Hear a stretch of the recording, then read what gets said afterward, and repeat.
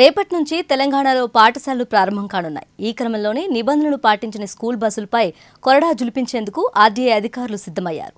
School బస్సుల fitness పై రాష్ట్ర వ్యాప్తంగా స్పెషల్ డ్రైవ్ నిర్వహించేందుకు రవాణా శాఖ అధికారులు సన్నాహాలు చేస్తున్నారు. విద్యార్థులు ప్రమాదాల బారిన పడకుండా దృష్టి సారించిన రవాణా శాఖ నిబంధనలు పాటించిన స్కూల్ యాజమాన్యాలపై చర్యలు చేపట్టేందుకు రెడీ అయ్యింది. ప్రతి విద్యా సంస్థ యొక్క వాహన ఫిట్నెస్ సర్టిఫికెట్ యొక్క చెల్లుబాటు ప్రతి సంవత్సరం మే 15వ తేదీ నాటికి పూర్తవుతుంది. స్కూల్ బస్సులు మరమ్మతులు చేయించుకొని ఫిట్నెస్ సర్టిఫికెట్ పొందాల్సి ఉంటుంది. ఈసారి ఆ సర్టిఫికెట్స్ పొందిన వాహనాలతో పాటు విద్యా సంస్థల గుర్తింపు రద్దు చేస్తామని అధికారులు స్పష్టం చేశారు.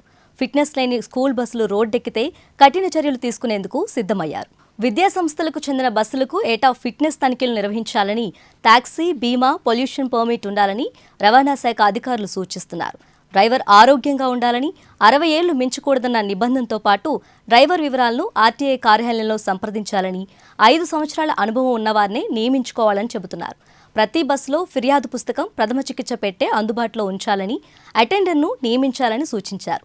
జాబితాతో పాటు బస్సు రూట్ ప్లాన్ జత చేయాలని స్పష్టం చేశారు.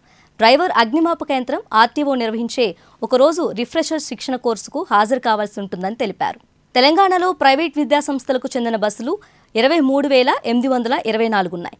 ఈ నెల 7వ తేదీ వరకు 33 జిల్లాలో 14,809 బస్సులను తనిఖీ చేశామని, అందులో 157 బస్సులకు ఫిట్నెస్ లేకపోవడంతో అనుమతి లేదని రవాణా శాఖ అధికారులు తెలిపారు.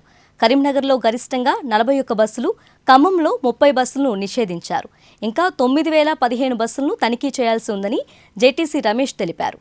రంగారెడ్డి జిల్లాలో అత్యధికంగా 5,732 బస్సులు, మేడ్చల్ జిల్లాలో 5,609 బస్సులు, హైదరాబాద్లో 1,290 బస్సులు, సంగారెడ్డిలో 1,222 బస్సులు ఉన్నాయి.